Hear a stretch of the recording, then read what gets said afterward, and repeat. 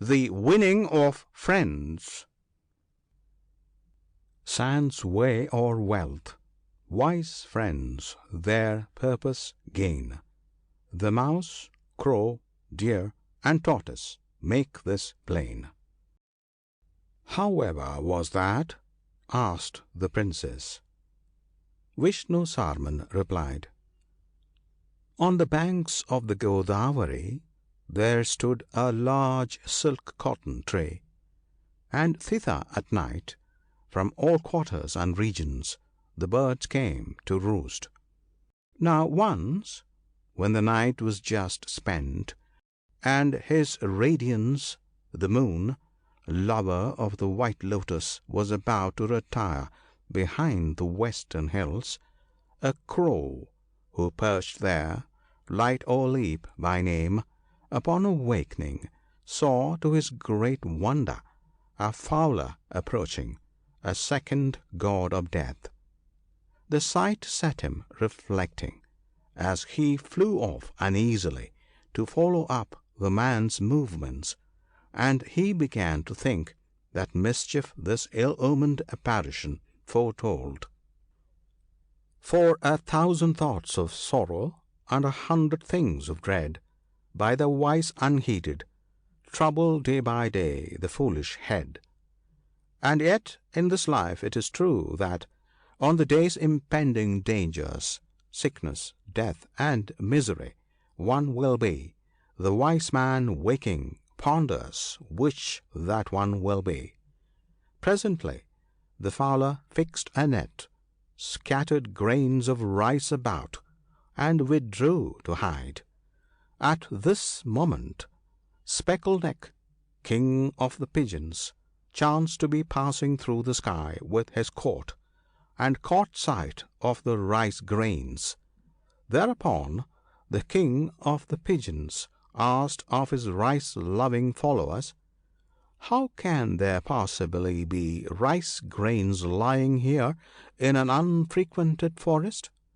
We will see into it, of course, but we like not the look of it.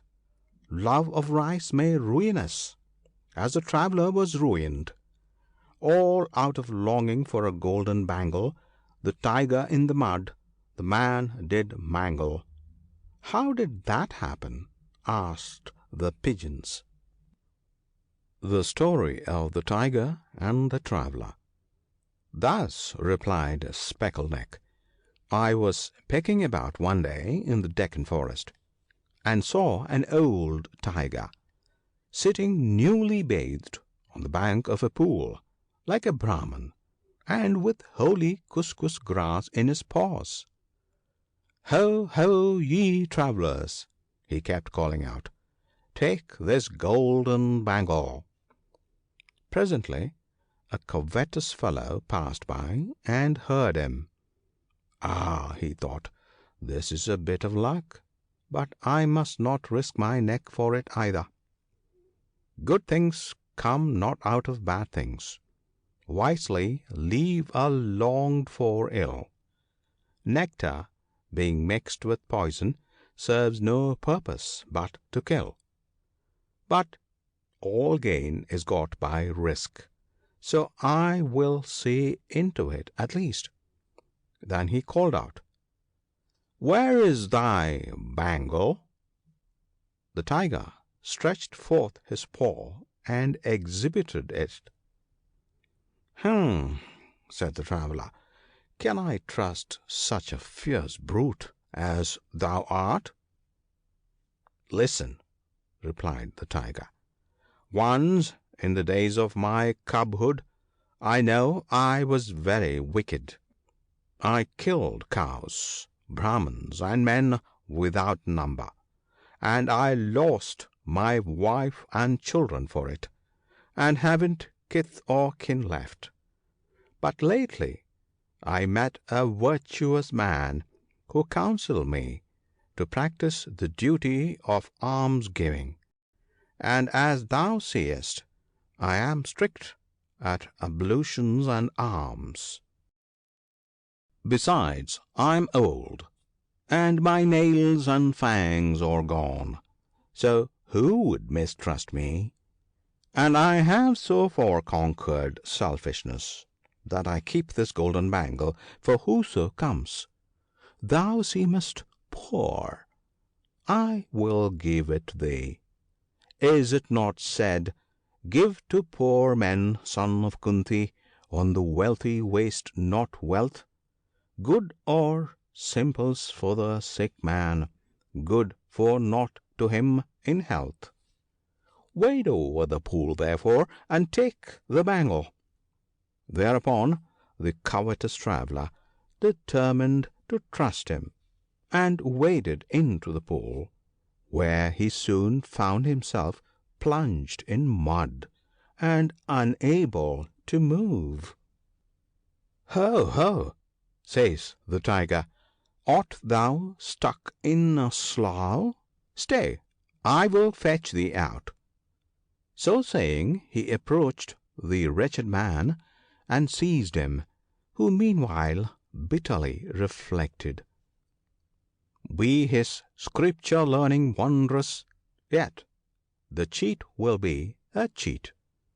Be her spatcher ne'er so bitter, yet the cow's milk will be sweet." And on that verse too, "Trust not water, trust not weapons, trust not clawed nor horned things, neither give thy soul to women, nor thy life to sons of kings." And those others, "Look, the moon, the silver roamer, from whose splendour darkness flies, with his starry cohorts marching like a crowned king through the skies. All the grandeur or the glory vanish in the dragon's jaw. What is written on the forehead, that will be, and nothing more." Here his meditations were cut short by the Tiger devouring him. "And that," said Speckle neck, "is why we counselled caution." "Why, yes," said a certain Pigeon with some presumption, "but you have read the verse, 'Counsel in danger, of it unwarned be nothing begun.' But nobody asks a prophet, 'Shall the risk of a dinner be run?'" Hearing that, the Pigeons settled at once, for we know that avarice begetteth anger, blind desires from her begin. A right fruitful mother is she of a countless spawn of sin. And again, can a golden deer have being? Yet for such the hero pined. When the cloud of danger hovers, then its shadow dims the mind. Presently they were caught in the net. Thereat, indeed, they all began to abuse the Pigeon by whose suggestion they had been ensnared. It is the old tale, "Be second and not first. The share's the same if all go well, if not, the head's to blame." And we should remember that passion will be slave or mistress. Follow her, she brings to woe; lead her, it's the way to fortune. Choose the path that thou wilt go. When King Speckleneck heard their reproaches, he said, "No, no, it is no fault of his. When the time of trouble cometh, friends may oft times irk us most. For the calf at milking hour, the mother's leg is tying post. And in disaster, dismay is a coward's quality. Let us rather rely on fortitude, and devise some remedy. How saith the sage? In good fortune not elated, in ill fortune not dismayed, ever eloquent in counsel, never in the fight afraid, proudly emulous of honour, steadfastly on wisdom set, perfect virtues in the nature of a noble soul are met. Whoso hath them, gem and glory of the three wide worlds is he. Happy mother, she that bore him, she who nursed him on her knee. Let us do this now directly," continued the King. "At one moment, and with one will, rising under the net, let us fly off with it. For indeed small things wax exceeding mighty, being cunningly combined. Furious elephants are fastened with a rope of grass blades twined. And it is written, you know, let the household hold together, though the house be ne'er so small. Strip the rice husk from the rice grain, and it groweth not at all." Having pondered this advice, the pigeons adopted it, and flew away with the net. At first the fowler, who was at a distance, hoped to recover them, but as they passed out of sight, with a snare about them, he gave up the pursuit. Perceiving this, the pigeons said, "What is the next thing to be done, O King?" "A friend of mine," said Speckle neck, "lives near, in a beautiful forest on the Gundaki. Golden skin is his name, the king of the mice. He is the one to cut these bonds." Resolving to have recourse to him, they directed their flight to the hole of Golden skin, a prudent monarch, who dreaded danger so much that he had made himself a palace with 100 outlets, and lived always in it. Sitting there, he heard the descent of the pigeons, and remained silent and alarmed. "Friend Golden skin," cried the King, "have you no welcome for us?" "Ah, my friend," said the Mouse King, rushing out on recognizing the voice, "is it thou art come, Speckle neck? How delightful! But what is this?" exclaimed he, regarding the entangled net. "That," said King Speckle neck, "is the effect of some wrong doing in a former life. Sickness, anguish, bonds, and woe spring from wrongs wrought long ago." Golden skin, without replying, ran at once to the net, and began to gnaw the strings that held Speckle neck. "Nay, friend, not so," said the King.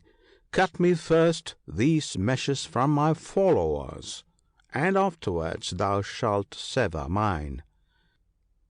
"I am little," answered Golden skin, "and my teeth are weak.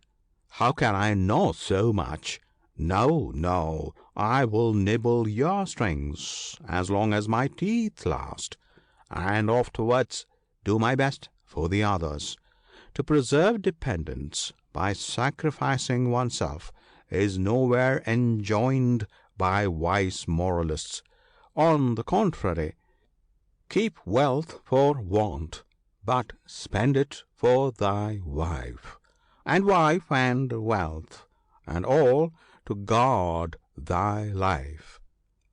"Friend," replied King Speckle neck, "that may be the rule of policy, but I'm one that can by no means bear to witness the distress of those who depend on me. For death that must come comes nobly when we give our wealth and life and all to make men live.